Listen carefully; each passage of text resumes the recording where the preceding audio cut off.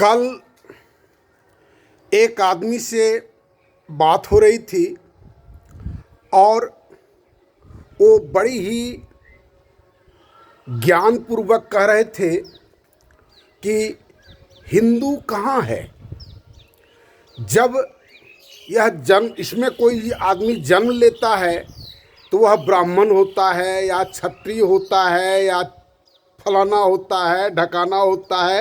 ये इस तरह की बात तू कहे जो हिंदू कहाँ है। इस्लाम में अगर कोई व्यक्ति पैदा होता है तो वह इस्लाम होता है, मुसलमान होता है। क्रिश्चियन में जब कोई आदमी पैदा होता है तो वह क्रिश्चियन होता है। ईसाई धर्म में जो पैदा होता है वो क्रिश्चियन होता है। सामने वाला सुनने वाला को लगता होगा जो हम कितनी बड़ी बात बोल रहे हैं, और यह पूर्णतः अज्ञानता की बात है। ये जो डिवीज़न है तथाकथित धर्म जो लोगों ने बनाया है, ये डिवीज़न जो है ये कोई धर्म में इससे मुक्ति नहीं मिली है। क्रिश्चियन में भी आप कैथोलिक और कॉन्टेस्टेंट क्या प्रोटेस्टेंट कहता है शायद, मुसलमान में भी आप शिया सुन्नी आप देखेंगे, बौद्ध में भी देखेंगे आप कौन कौन महायान हीनयान। इतना आसान थोड़ी ही है। धर्म सो कॉल्ड धर्म जिसको हम लोग धर्म के नाम पर जानते हैं, ये मनुष्यों को मोक्ष देने के लिए नहीं है। ये कान खोल करके सब कोई चिंतन करें, और उसी के लिए मना ही किया है। एक धर्म का व्यक्ति दूसरे धर्म का धर्मशास्त्र नहीं पढ़ सकता है। एक धर्म का व्यक्ति किसी दूसरे धर्म का प्रैक्टिस नहीं कर सकता है।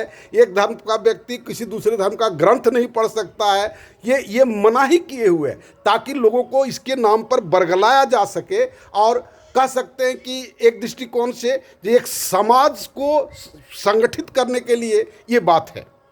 आप देखिएगा जो मछुआरा सब जाल फेंकता है नदी में, और कितना मछली उसमें फंस जाता है। कौन आराम से रहता है? सब छटपटाता है।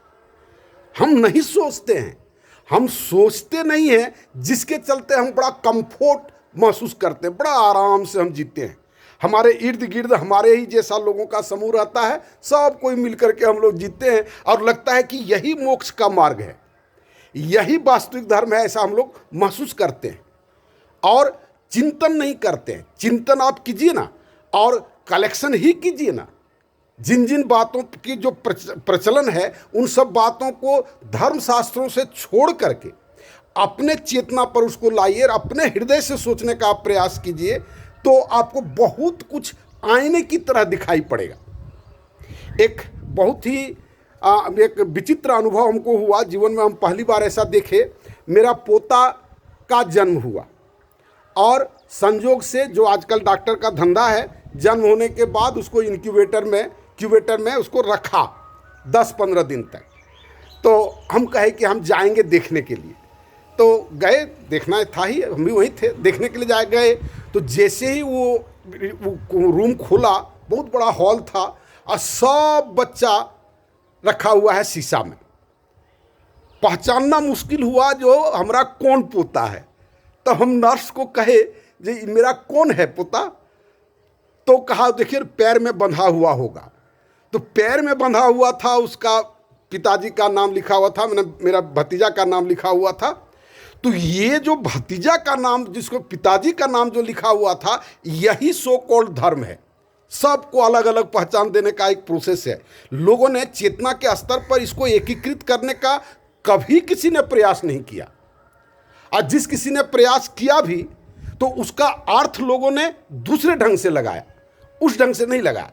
और इस तरह से गंभीरता पूर्वक अगर आप सोचेंगे तो बहुत सारी ऐसी बातें हैं, विकृतियां हैं, जो अच्छे अच्छे हेडिंग के तहत हम लोग उस विकृतियों को जीते हैं। बहुत ही आकर्षक हेडिंग है उसका, और वो जो लेवल है ना, उस लेवल के लिए हम लोग जान देने के लिए तैयार होते हैं। जान जैसा वास्तविक चीज़ एक काल्पनिक टैगिंग के चलते हम लोग दे देते हैं।